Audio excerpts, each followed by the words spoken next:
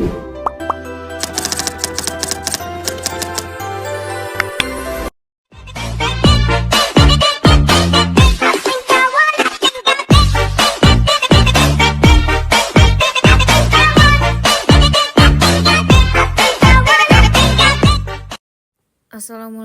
warahmatullahi wabarakatuh. Pertama-tama izinkan saya untuk memperkenalkan diri lagi. Perkenalkan, nama saya Kela Pradisa dengan NIM 105255098 dari kelas IS3. Di sini saya akan menjelaskan tentang pengenalan hardware komputer dengan tujuan memahami komponen fisik yang menggerakkan dunia digital beserta fungsinya. Tanpa basa-basi, kita mulai langsung ke slide berikutnya ya. Oke, di slide pertama ada penjelasan tentang apa itu hardware. Hardware adalah komponen fisik dari komputer yang dapat dilihat dan disentuh.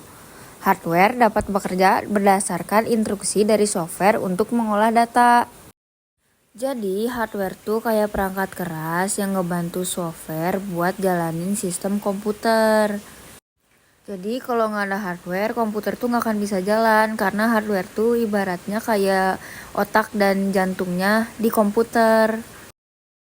Nah, selain itu juga hardware punya peran kunci. Ada 4 tuh. Yang pertama ada input. Input tuh untuk menerima data atau perintah dari penggunaan atau lingkungan luar.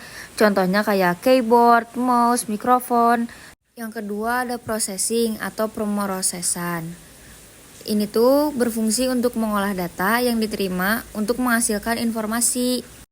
Jadi ini tuh kayak otak komputer untuk ngelakuin perhitungan data dan pengolahan data. Contohnya tuh Central Processing Unit atau yang biasa disebut dengan CPU. Nah, yang ketiga ada storage atau penyimpanan.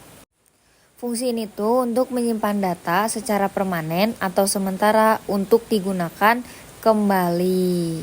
Contoh yang pertama ada RAM. RAM tuh storage data yang bakal nyimpen data kita yang bersifat sementara. Terus selanjutnya ada SSD dan HDD. Jadi ini tuh storage penyimpanan yang bersifat permanen. Jadi kalau komputernya pun mati, ini tuh gak bakal hilang data-data kitanya. Beda dengan RAM. Yang terakhir ada output atau keluaran. Ini tuh untuk menampilkan hasil pemrosesan data kepada penggunanya. Jadi ini tuh kayak hasil akhir apa yang kita mau gunain. Contohnya kayak monitor, printer, speaker, dan masih banyak lagi. Nah, selanjutnya kita bakal masuk ke komponen-komponen hardware sistem komputer. Apa aja sih komponen-komponen hardware sistem komputer tuh? Kita lihat di slide berikutnya ya. Yang pertama ada unit pemrosesan pusat atau Central Processing Unit yang biasa disebut CPU. Nah, ini juga sering disebut dengan otaknya komputer. CPU tuh untuk mengeksekusi instruksi dari program dan melakukan semua perhitungan dan logika yang diperlukan. Terus ada cara kerjanya juga nih. Jadi cara kerjanya tuh menerima, mendekode, dan mengeksekusi instruksi. Kecepatan CPU tuh dapat diukur pakai gigahertz untuk menentukan seberapa cepat komputer dapat memproses data. Contohnya tuh kayak Intel Core i7, AMD Ryzen 5. Selanjutnya kita masuk ke papan induk atau yang biasa disebut juga motherboard.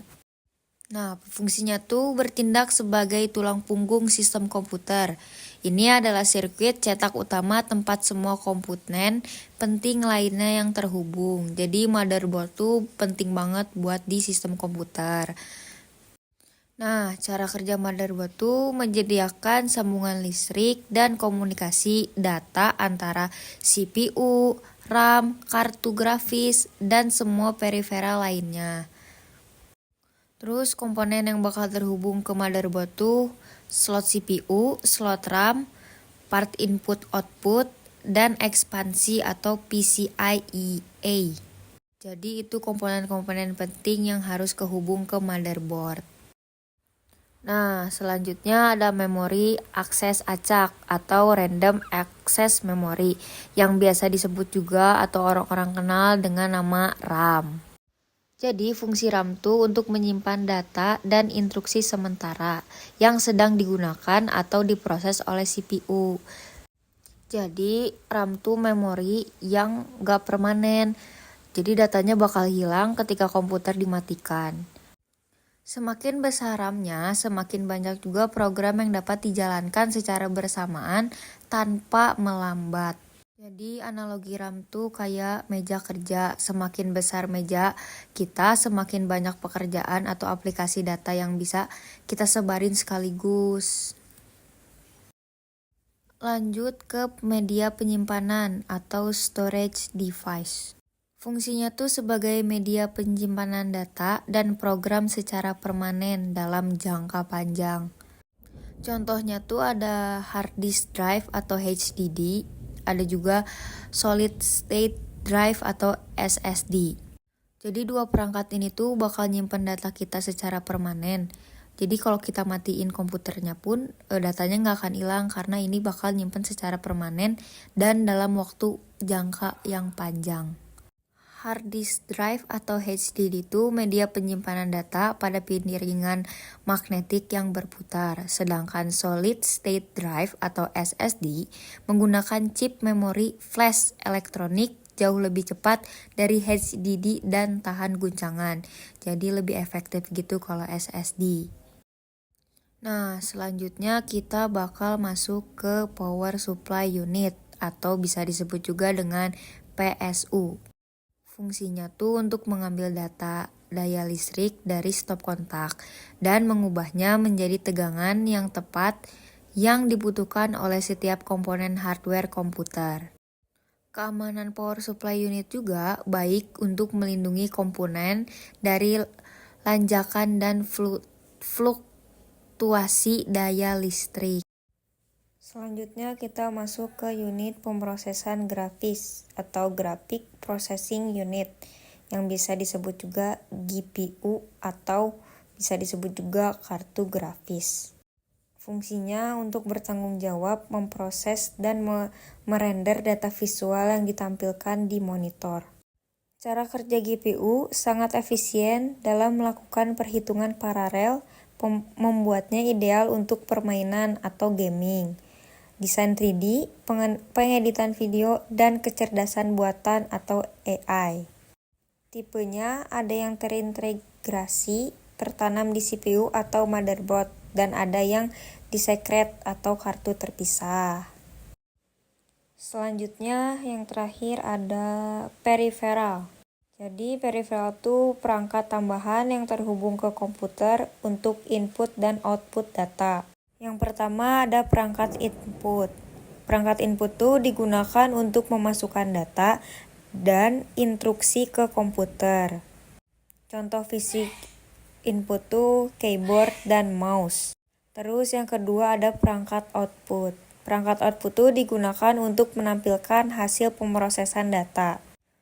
Contoh perangkat output itu monitor, printer, speaker, dan masih banyak contoh yang lain. Kesimpulannya adalah hardware adalah komputer fisik yang memungkinkan komputer untuk beroperasi.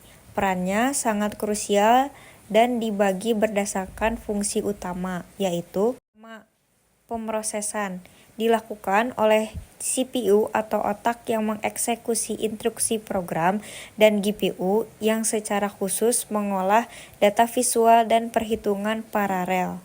Yang kedua itu ada memori dan penyimpanan, yaitu RAM. Memori kerja sementara yang cepat. Lalu ada storage, yaitu SSD atau HDD. Tempat penyimpanan data yang bersifat permanen dalam jangka waktu yang panjang. Selanjutnya ada infrastruktur. Motherboard yang bertindak sebagai tulang punggung yang menghubungkan dan memungkinkan PSU untuk menyediakan energi yang stabil ke seluruh sistem. Semua komponen ini harus berfungsi secara harmonis agar komputer dapat beroperasi dengan baik. Mungkin cukup sekian yang dapat saya sampaikan dan saya jelaskan tentang pengenalan hardware komputer. Mohon maaf bila ada kesalahan kata dan kekurangan jelas tentang penjelasan. Ayu ting ting makan kepiting. Thank you for watching. Wassalamualaikum warahmatullahi wabarakatuh.